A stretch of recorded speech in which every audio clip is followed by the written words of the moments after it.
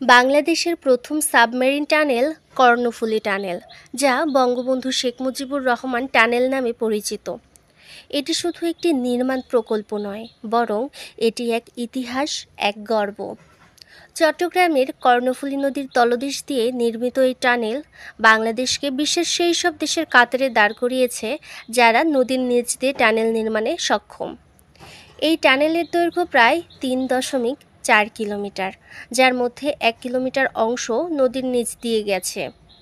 টানেলটি চট্টগ্রামের পতেঙ্গা এবং আনোয়ারা এলাকাকে যুক্ত করেছে।